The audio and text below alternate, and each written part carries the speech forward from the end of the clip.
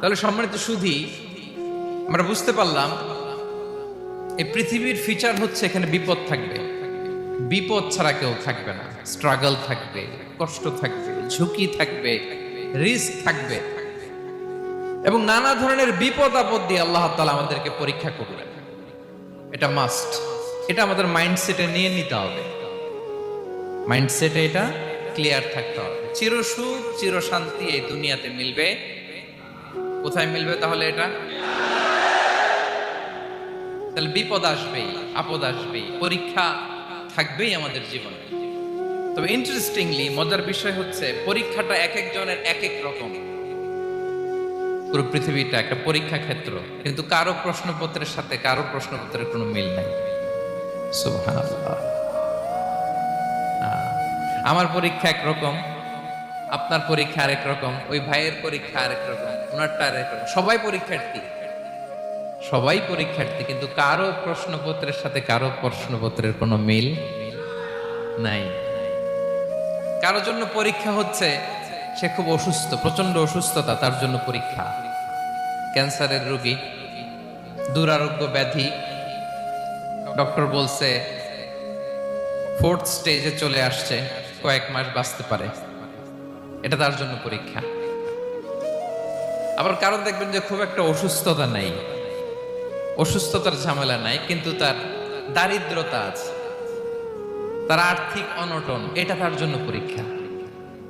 আবার কারো দেখবেন অসুস্থতাও নাই, দারিদ্রতাও নাই, তার দাম্পত্য জীবনের সমস্যা আছে না নাই? অনেকের দেখবেন এগুলো কোনোটাই সমস্যা না, তার ছেলে কথা শোনে না, মাদকাসক্ত। মাদকাসক্ত, রিহ্যাবে পাঠায়, আবার আসে, আবার গাঁজা খাওয়া শুরু করে, আছে না নাই বলেন? দেখেন তার পরীক্ষাটা আবার আলাদা। অনেকের দেখবেন মেয়ে বাবার কথা শোনে না। আবার অনেকের দেখবেন যে ব্যবসায় সমস্যা, লসের পর লস, লাভ উঠাতে পারে না। তাহলে পরীক্ষা ছাড়া, বিপদ আপদ ছাড়া দুনিয়াতে কেউ নাই, কেউ নাই প্রিয় ভাইয়া। এটা আমাদের মাথায় রাখতে হবে। পরীক্ষা আপনাকে দিতেই হবে, পরীক্ষা দিয়ে দিয়ে নিজেকে প্রমাণ করতে হবে। আর এক একজনের পরীক্ষাটা এক এক রকম, কারো পরীক্ষার সাথে কারো পরীক্ষার কোনো মিল থাকবে না। তো মাঝে মাঝে আমরা এটা ভুলে যাই। আল্লাহ তাআলা কালামে পাকে রিমাইন্ডার দিয়ে আমাদেরকে স্মরণ করিয়ে দিতে চান যে এই পৃথিবীতে আসলে তোমরা এসেছো পরীক্ষা দিতে। এটাই জীবনের বড় বাস্তবতা।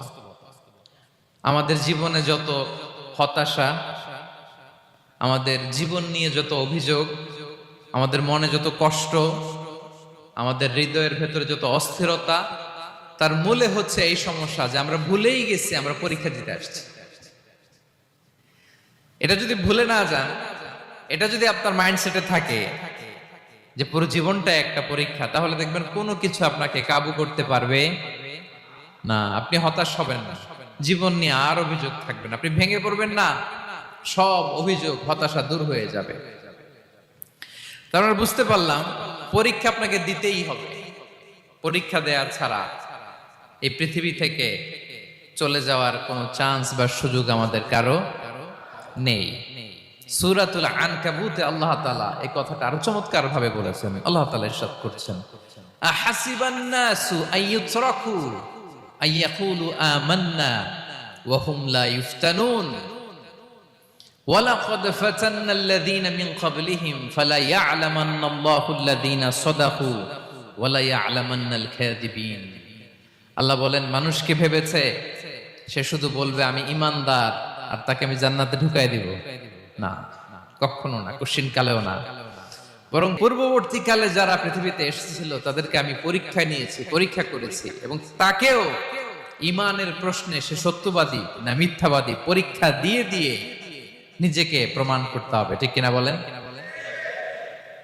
পরীক্ষা দিয়ে আপনাকে প্রমাণ করতে হবে। এবং এই পরীক্ষার ব্যাপারটা, এটা যে শুধু আমরা সাধারণ মানুষ আমাদের জীবনে দুঃখ বিপদ পরীক্ষা এমনটা না। এই পৃথিবীর সবচাইতে শ্রেষ্ঠ মানুষ যারা ছিলেন তাদেরকে আল্লাহ পরীক্ষা নিয়েছেন। বলেন তো এই পৃথিবীতে সবচাইতে শ্রেষ্ঠতম মানুষ কারা? সবচাইতে শ্রেষ্ঠ ভালো মানুষ কারা ছিল পৃথিবীতে? বলেন তো। নবীরা। আওয়াজ করে বলেন তো কারা? তো বলেন তো, নবীদের জীবনে পরীক্ষা ছিল কি ছিল না? হ্যাঁ ছিল। বেশি না কম? বিষ্ণু ইসা ইসলামকে জিজ্ঞাসা করা হলো, আইয়ুন নাসি আশাদ্দু বালাআন ইয়া রাসূলুল্লাহ, হে আল্লাহর রাসূল, এই পৃথিবীতে কাদের জীবনে পরীক্ষা বেশি? বিষ্ণু ইসা ইসলাম বললেন, আল আম্বিয়া, নবীদের জীবন। আল আম্বিয়া সুম্মাল আমসাল ফাল আমসাল, সবচাইতে জীবনে পরীক্ষার সম্মুখীন সবচাইতে বেশি হয়েছেন নবীরা। তারপরে নবীদের পরবর্তী অবস্থান যাদের, সিদ্দিকিন যারা, সোহাদা যারা, সলিহিন যারা, আল্লাহওয়ালা যারা, তাদের জীবনে পরীক্ষা বেশি।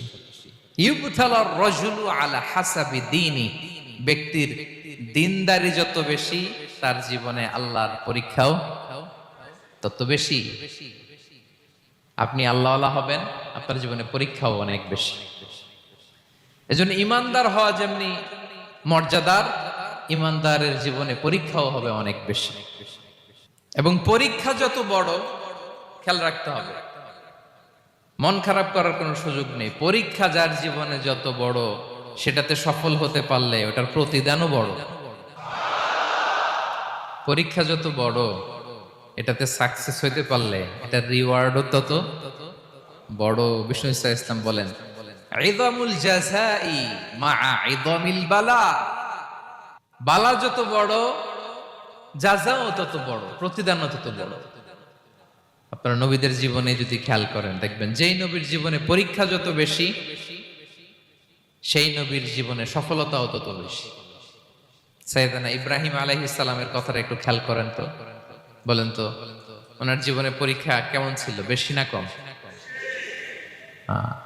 ওনার জীবনের পরীক্ষা থেকেই তো আমরা এই শব্দটা ব্যবহার করি। আমরা বলি অগ্নি পরীক্ষা। কি বলি? মানে আগুনে নিক্ষেপ করা হয়েছে সাইয়েদনা ইব্রাহিম আলাইহিস সালামকে। তাও স্বাভাবিকভাবে না, উলঙ্গ করে, ন্যাকেট করে ওনাকে অপমানিত করবার জন্য ওনার গায়ের জামা কাপড় খুলে উলঙ্গ অবস্থায় আল্লাহর খলিল সাইয়েদনা ইব্রাহিম আলাইহিস সালামকে অগ্নিকুণ্ডে নিক্ষেপ করা হয়েছিল। এরকম এক্সপেরিয়েন্স এই অডিটোরিয়ামের ভেতরে আমাদের কখনো হয়েছে? তাইলে সাধারণ মানুষের জীবনের পরীক্ষা আর নবীদের জীবনের পরীক্ষার মধ্যে পার্থক্য আছে না নাই? ওই পরীক্ষায় উনি পাশ করে ফেললেন। 86 বছর পর্যন্ত আল্লাহর কাছে দোয়া করলেন, আল্লাহ আমাকে একটা নেককার সন্তান দাও। আল্লাহ সন্তান দেয় না। 86 বছর পরে আল্লাহ তাআলা সাইয়েদনা ইব্রাহিম আলাইহিস সালাম এবং হাজারের ঘরকে উজালা করে সন্তান দিলেন। সাইয়েদনা ইসমাঈল আলাইহিস সালাম পৃথিবীতে আসলেন কত বছর বয়সে? 86 বছর বয়সের এখানে কেউ আছেন? হ্যাঁ, আছি আমরা? কেউ নাই। 86 বছর বয়সে প্রথম সন্তান পেয়েছে।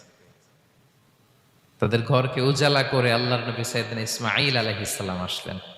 এবার আল্লাহ বললেন, যাও স্ত্রীকে আর এই কলিজার টুকরা সন্তানকে, থাকো তো প্যালেস্টাইনে, প্যালেস্টাইন থেকে ১৫০০ কিলোমিটার দূর, দ্য ব্যারেন ল্যান্ড, ওই মক্কার ধুধু মরু প্রান্তরে রেখে আসো, যেখানে কেউ নাই, মানুষ নাই, গাছ নাই, পাখি নাই, পানি নাই, যাও রেখে আসো। আচ্ছা বলেন তো, 86 বছর পরে যে লোকটা সন্তান পেল, বুঝে শুনে উত্তর দিয়েন, 86 বছর পরে যে লোকটাকে আল্লাহ তাআলা সন্তান দিল, তার হৃদয়ে ওই সন্তানের জন্য মায়া বেশি না কম? আহা, এমনি তো আমাদের প্রথম সন্তানের হিস্ট্রিটা একটু খেয়াল করেন তো। প্রথম আমাদের যে মেয়ে হয়েছে,